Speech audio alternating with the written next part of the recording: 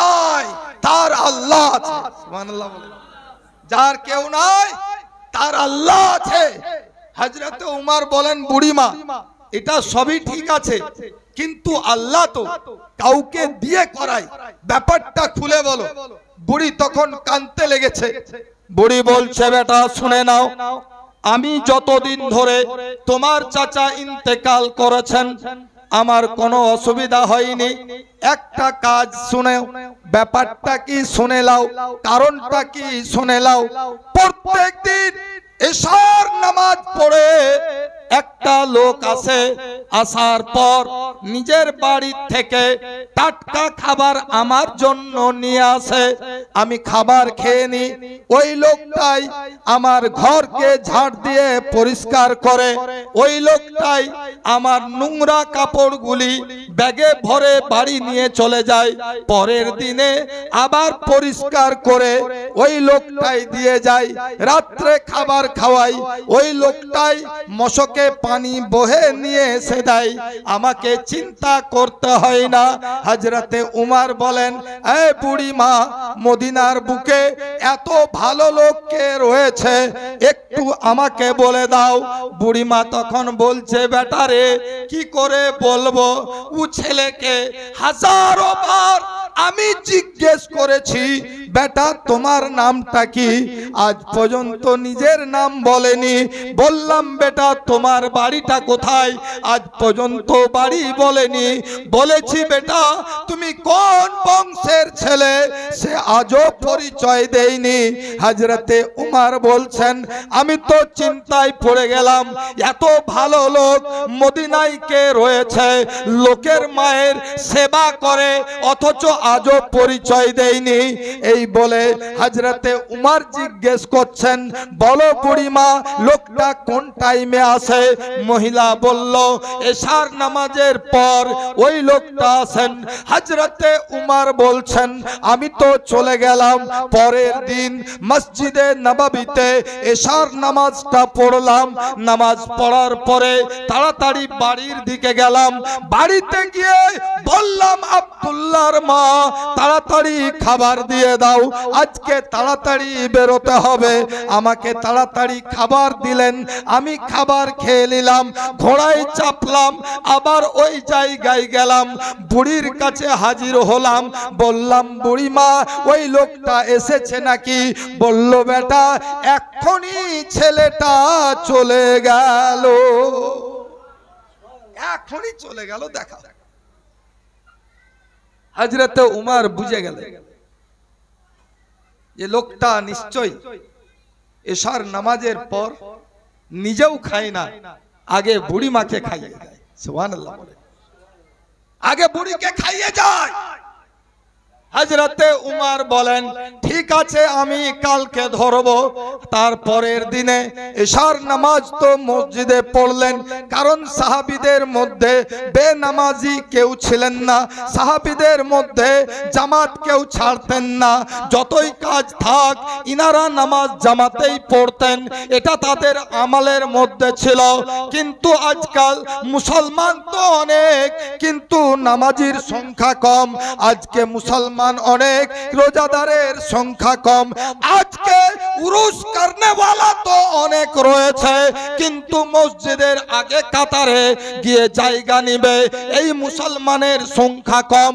এই কারণেই আজ সুন্নিয়াতের বদনাম হচ্ছে। সুন্নি লোকেদের কারণেই মুসলমান। আজ আপনাদেরকে বলে দিই, আমরা মাজার মানি, আমরা পীর মানি, তবে শুনেলেন সাজদা মাজারেও করি না, সাজদা বাজারেও করি না।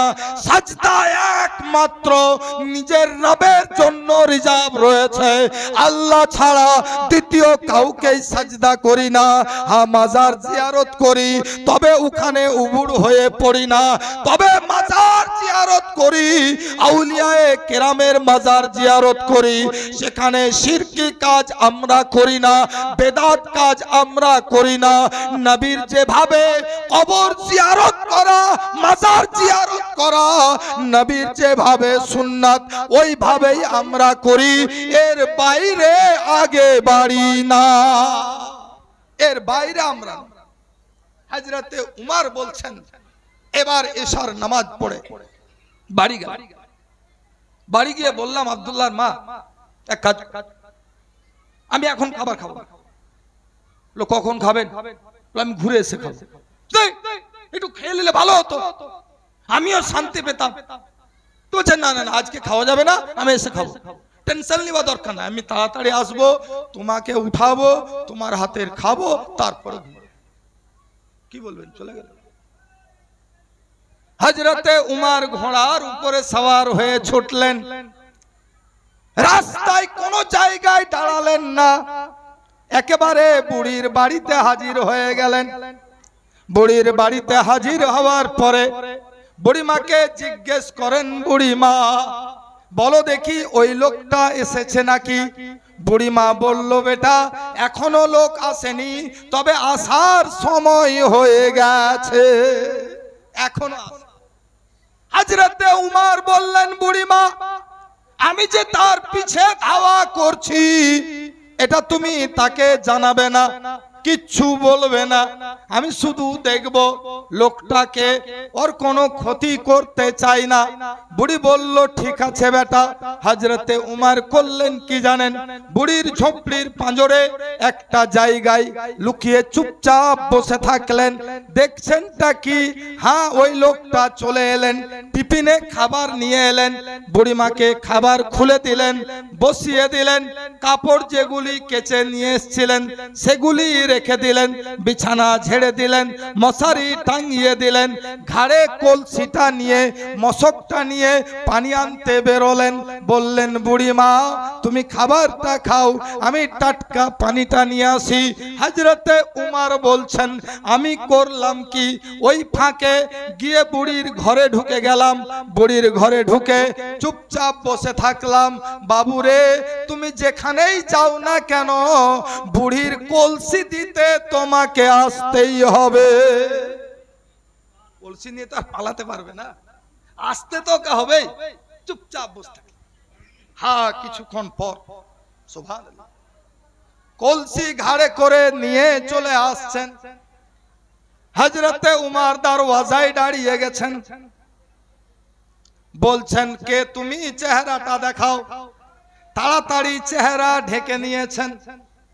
হযরতে উমর বলেন, আমি তোমাকে এখনো চিনতে পারিনি, কিন্তু তুমি আমাকে নিশ্চয় চিনেছো।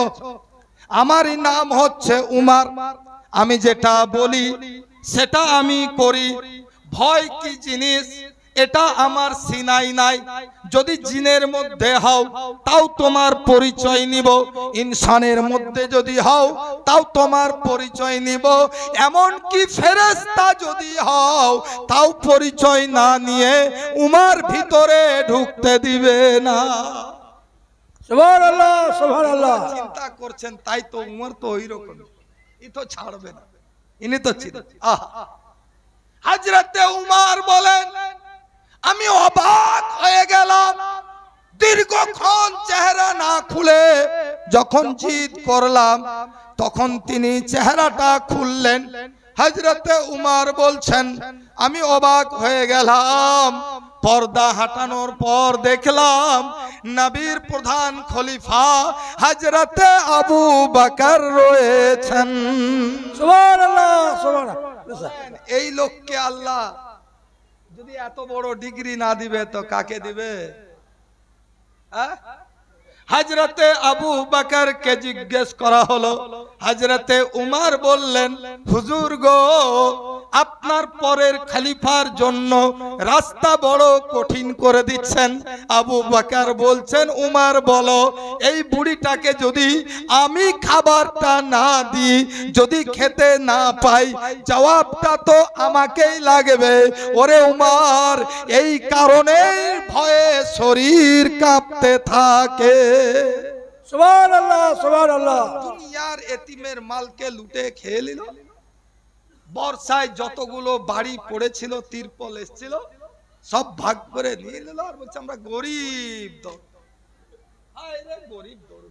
গরিব দরদি যে কাকে বলে বাবা? আমি লোকের কথা বলছি না, আমার নিজের কথা বলি। আমার শ্বশুর বাড়িতে হাজরাত দেখছি একটা এত বড় ওই অ্যালুমিনিয়ামের হাঁড়িগুলো রাখা। আমি জিজ্ঞেস করলাম, হাগো এই হাঁড়ি কিসের? ডেগের থেকেও বড়, এত তো রান্না হয় না, কি করেন? না রে বাবা, ওটা মাছ ধরা হাঁড়ি। আমি বললাম, আপনাদের বংশে কেউ জেলে ছিল নাকি? ওই হাঁড়ি? বুঝছে না বাপ, পঞ্চায়েত থেকে এসছে, দিয়ে একটা দিয়েছে আমাকে। একদম আল্লাহর ওলির মাজারের সামনে বলছেন, একটা লফজ বানিয়ে বলছি না। মুসলমান কোথায়? খালি মুখে যে হুজুর আল্লাহকে ভয় করে।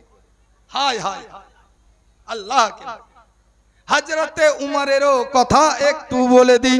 হযরতে উমর হযরতে আবু বকরের জামানায় তো ঘুরতেন, নিজের জামানাতেও ঘুরতেন, খাদিমকে সাথে নিয়ে ঘুরতেন। হযরতে উমর একদিন রাস্তা দিয়ে চলে যাচ্ছেন, রাত অর্ধেকের বেশি পার হয়ে গেছে। দেখছেন কি একটা ঝোপড়ির সামনে কয়েকটা বাচ্চা কাঁদছে। বাচ্চারা শুধু এটা বলছে, মা গো আর খিদে সহ্য করতে পারি না, দয়া করে দুটি দাও। মা বলছে, বেটা আরেকটুকু সবুর করো।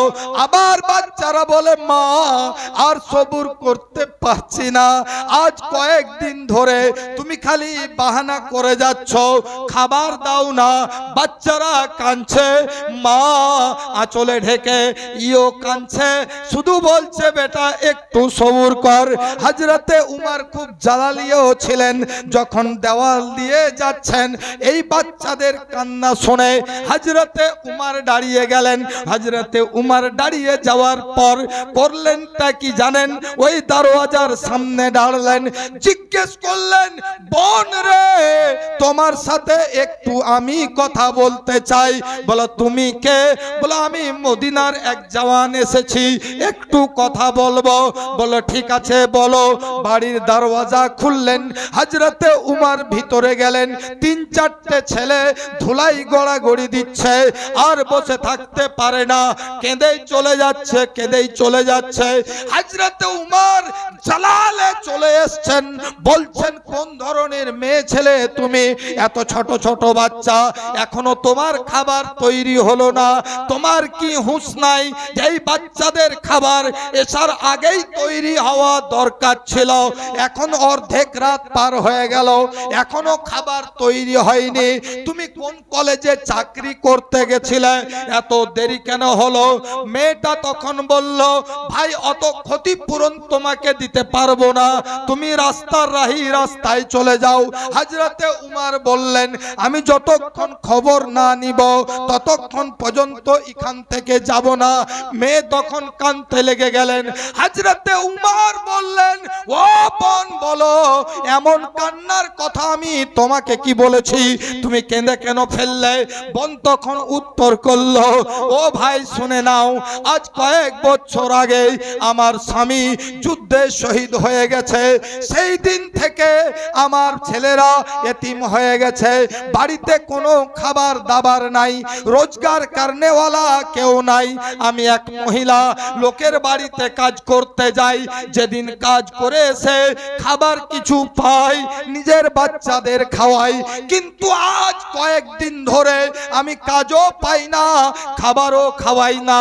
হযরতে উমর বলছেন, তাহলে হাঁড়িতে জাল দিচ্ছ কেন? মেয়ে তখন বলছে, ভাই রে ওই হাঁড়িতে শুধু পানি ভরা আছে, কিছুটা কাঁকর ভরা আছে, ছেলেদেরকে ঠকবাজি করে আমি হাঁড়িতে জাল দিয়ে দিচ্ছি। ছেলেরা যখন বলে মা খাবার দাও, খিদে পেয়েছে, হাঁড়ির দিকে দেখাই, বেটারে খাবার তৈরি হচ্ছে। এই বাচ্চা ছেলেরা কাঁদতে কাঁদতে যখন ঘুমিয়ে যায়, তখন আগুন নিভে আমিও তাদের পাঁজরে ঘুমিয়ে যাই, আবার যখন জেগে যায় তখন হাঁড়িতে জাল দিতে থাকি।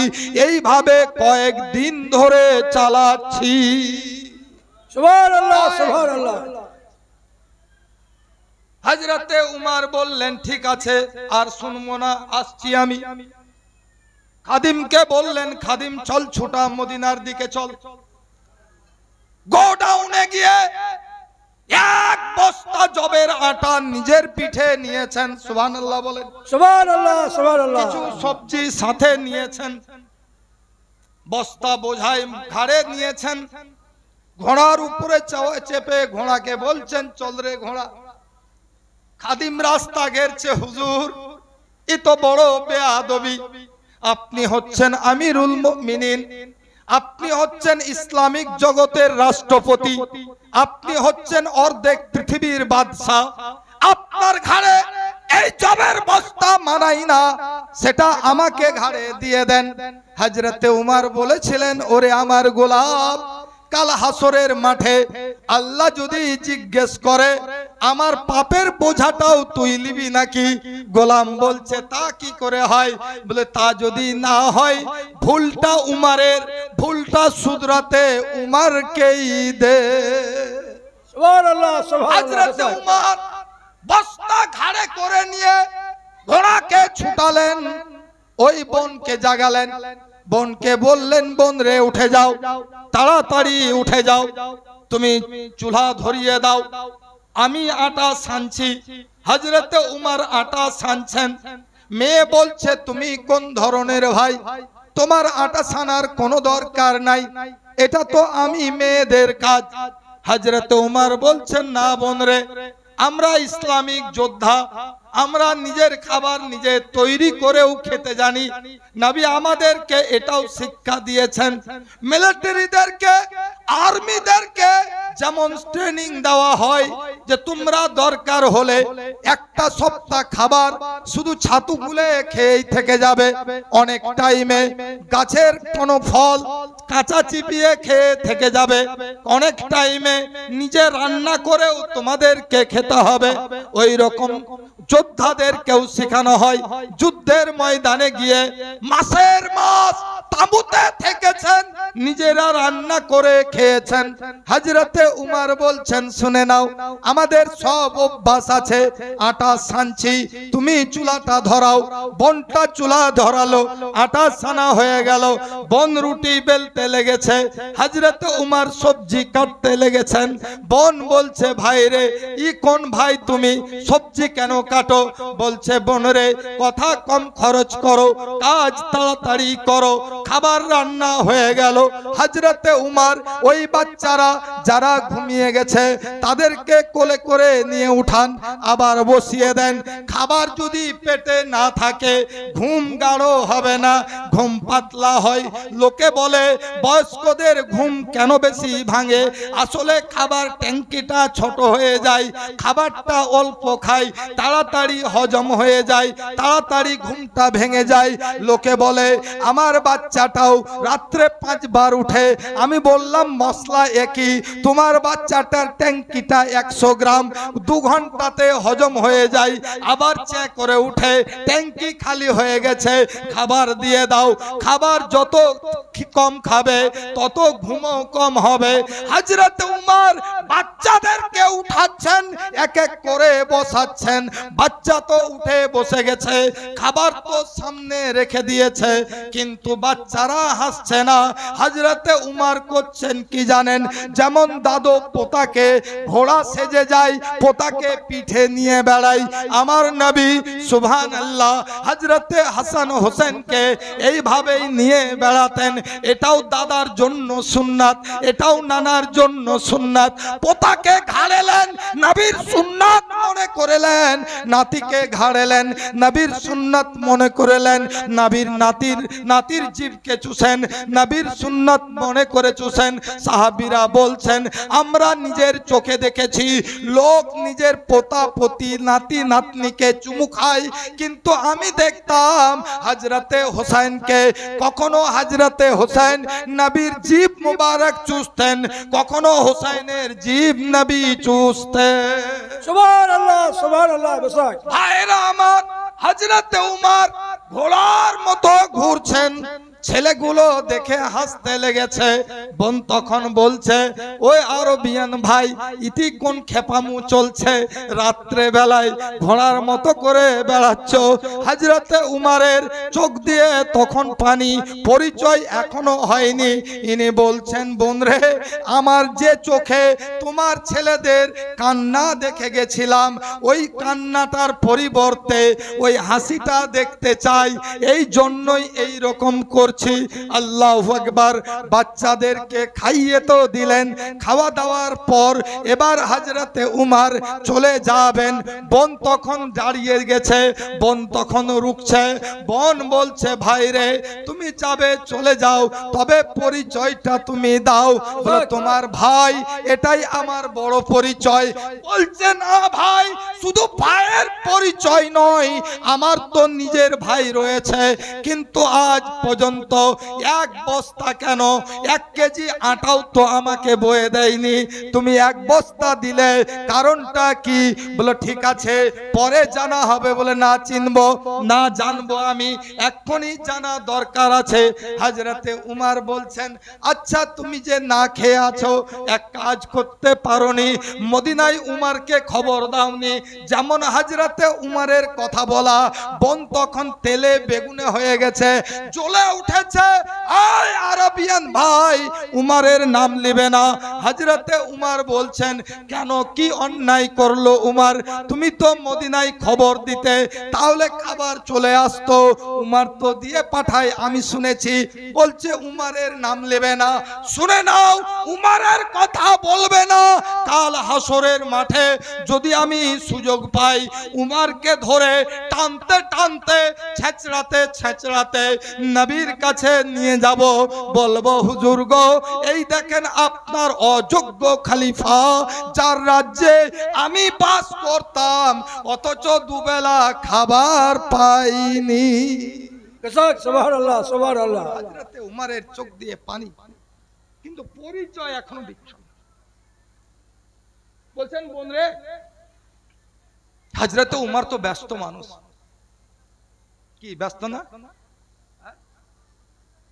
একটা গ্রামের প্রধানকেই তো খুঁজে পাওয়া যায় না, আর এমপি হলে তো কলকাতায় নাকি, ও আর নলহাটির দিকে তাকাই না। 5 বছর পর, 5 বছর পর আবার আসবেন আপনার দরওয়াজায়, এইটাই ভরসা রাখি, এর বেশি আশা করা যায় না।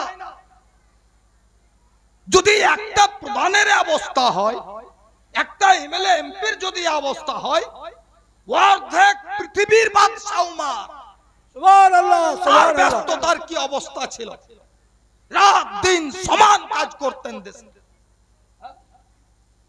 তুমি উমরকে এত ব্যস্ত লোক, তুমি একবার খবর দিতে পারতে না? ও বাদশাও খবর নিবে, আমি কেন দিব?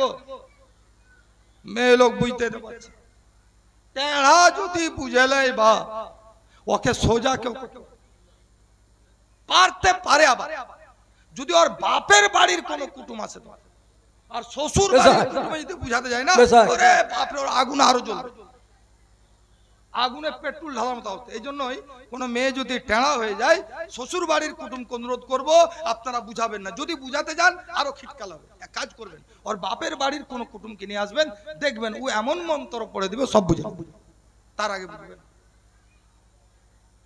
বোনকে বলছেন, বোন রে, তুমি বলনি? বলছে, আমি বলবো না।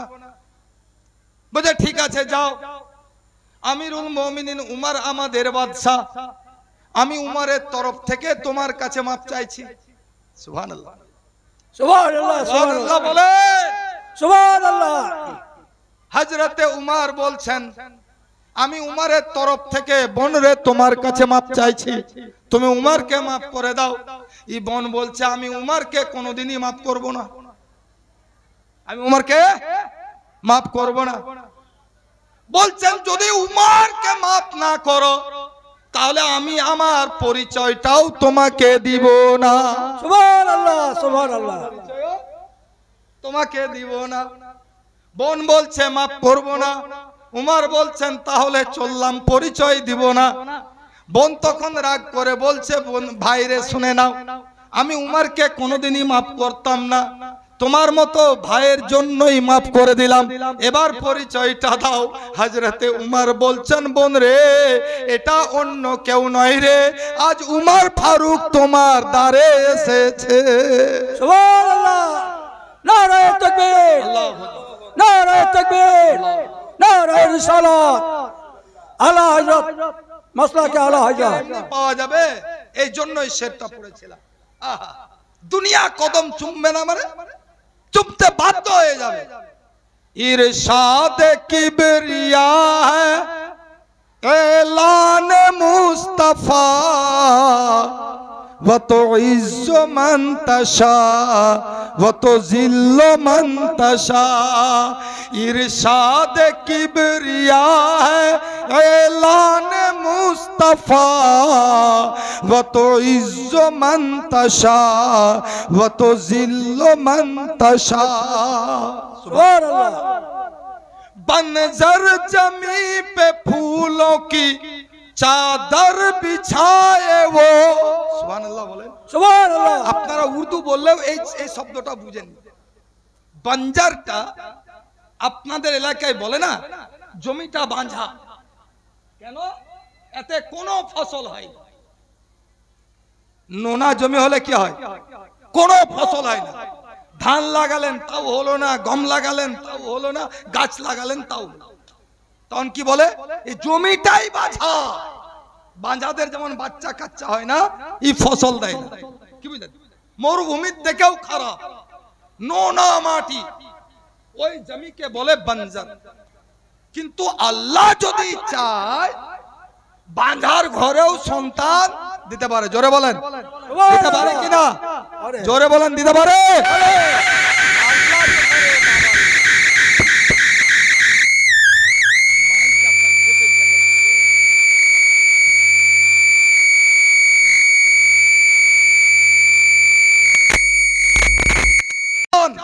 পাথরকে মোম করে গলাতে পারেন কিনা?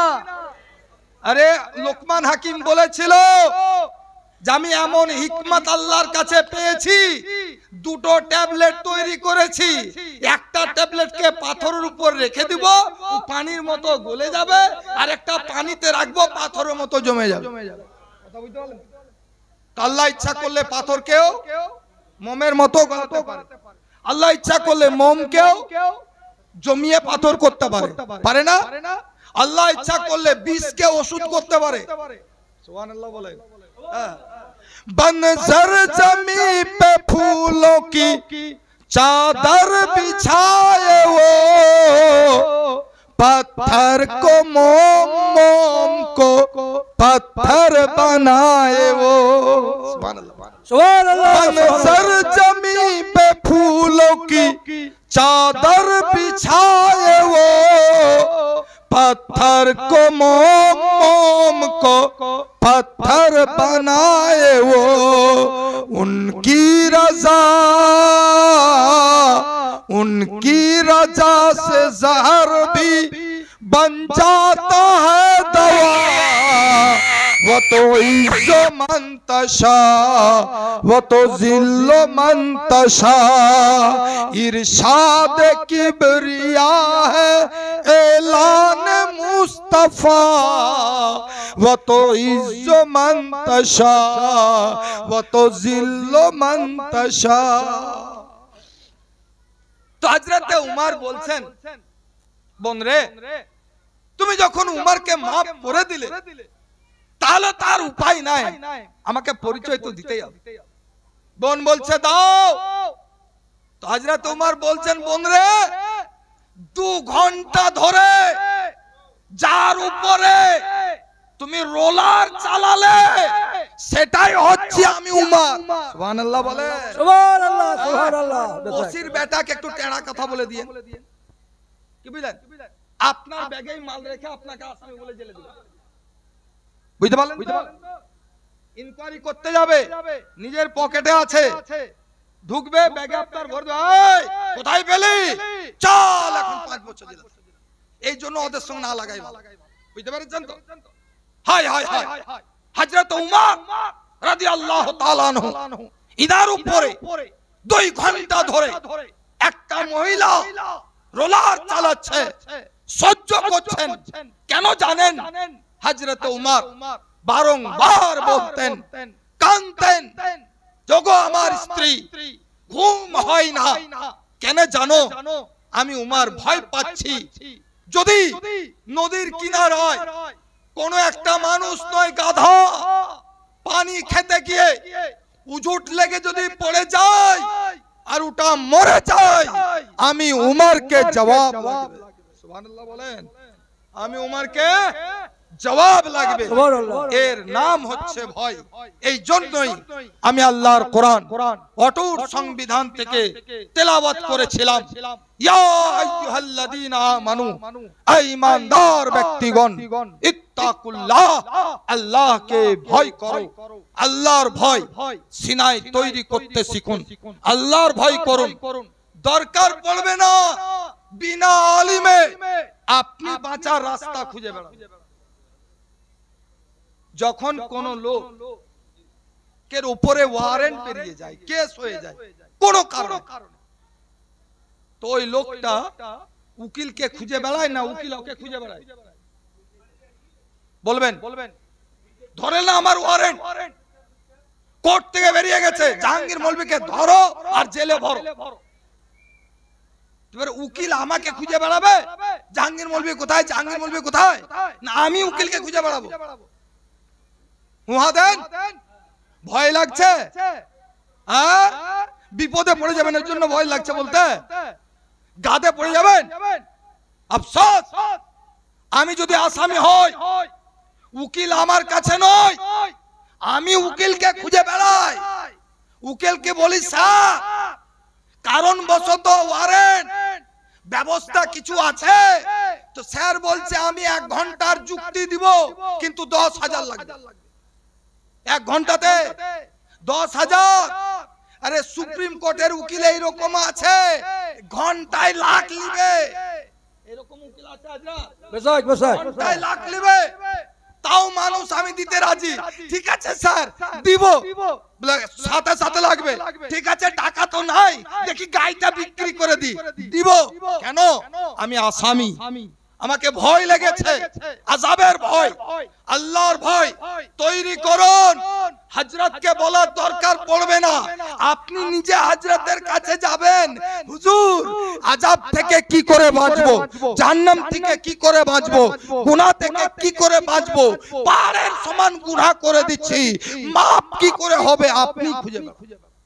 শর্ত হচ্ছে আল্লাহর ভয় সিনাতে তৈরি। একবার দুরূদ শরীফ পড়েন, সভাপতি সাহেবকে টাইমটা জিজ্ঞেস করে নিন। আল্লাহুম্মা সাল্লি আলা সাইয়্যিদিনা মাওলানা মুহাম্মদ ওয়া আলা আলি সাইয়্যিদিনা মাওলানা মুহাম্মদ। আমার মন কেন মজে না রে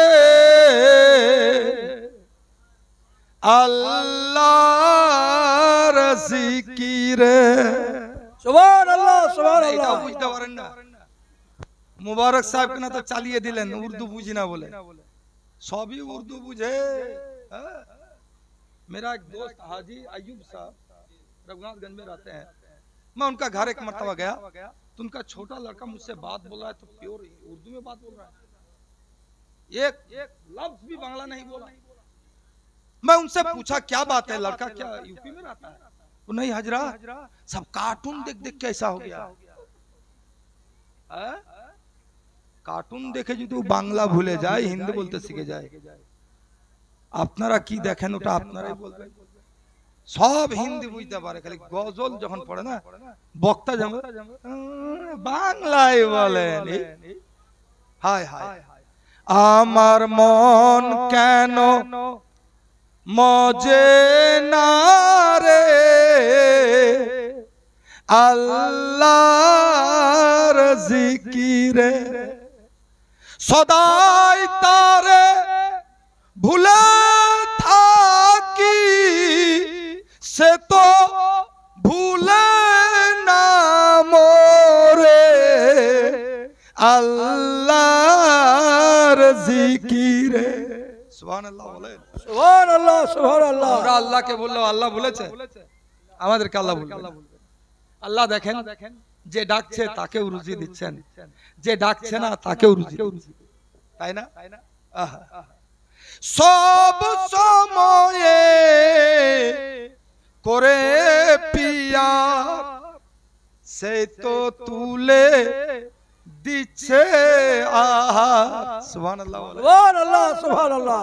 এক লোক বলছে হুজুর না খাটলে তো খেতে পায় না, তো আল্লাহ কি করে রুজি দেয়? তা আমি বললাম গাছে মুকুলটা তো দাদু দিয়ে যায় নাকি? লেচুর গাছের ফলটা কে দেয়? ধানের শীষটা কে দেয়? আল্লাহ ইচ্ছা করলে তো এক ধসাতে সবকে শেষ করতে পারে। জনসংখ্যা বাড়ছে, ধানের ফলন বাড়ছে। আগে 5 মণ 7 মণ ছিল, এখন 25 মণ 30 মণ চলছে, তাই না? সব সময়ে করে পিয়া সে তো তুলে দিচ্ছে আহার, পশু পক্ষী জীব জানোয়ার দিচ্ছে আহার সবারে, আল্লাহর জিকিরে আমার মন কেন মজে না রে, আল্লাহর জিকিরে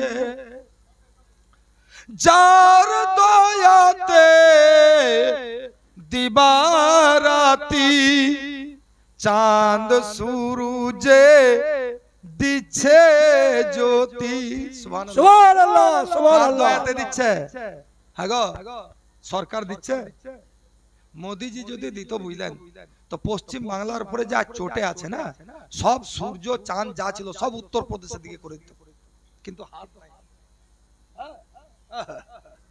যার দয়াতে দিবারাতি চাঁদ সূরজে দিচ্ছে জ্যোতি, বহে বাতাস পাতি পাতি মেঘেতে বৃষ্টি ঝরে, আল্লাহর জিকিরে আমার মন কেন মজে না রে, আল্লাহর জিকিরে আল্লাহুম্মা সাল্লি আলা সাইয়্যিদিনা মাওলানা মুহাম্মদ ওয়া আলি সাইয়্যিদিনা মাওলানা মুহাম্মদ সাল্লাল্লাহু তাআলা আলাইহি ওয়াসাল্লাম। ভাইরা আমার, যাই হোক সভাপতি সাহেব একটু টাইম আমার বাড়িয়ে দিয়েছেন, বরকত হয়ে গেছে টাইম। বরকত কাকে বলে এতই বুঝলে। 1 ঘন্টার জন্য এসেছিলাম, 1.5 ঘন্টা পার হয়ে গেছে। আসলে আমার পরে পরে সুবহানাল্লাহ একেবারে খাঁটি আলে রাসূল, আওলাদে গাউসে আজম, আওলাদে আলী হুজুর, ছোট হুজুর পীর সাহেব কিবলা, উনি ডাইসে আসবেন, তৈরি হচ্ছে। उनार आशा पर्यंत 11 बजे आएंगे। अच्छा 11 बजने में कितना में रहे? अरे 11 बजने में अभी 11 मिनट भी देरी नहीं, घबरा रहे क्या? हाँ 11 मिनट भी देर नहीं है, हजरत आने वाले हैं। चलें तार संगे एक कथा आपनादेरके बोले दी।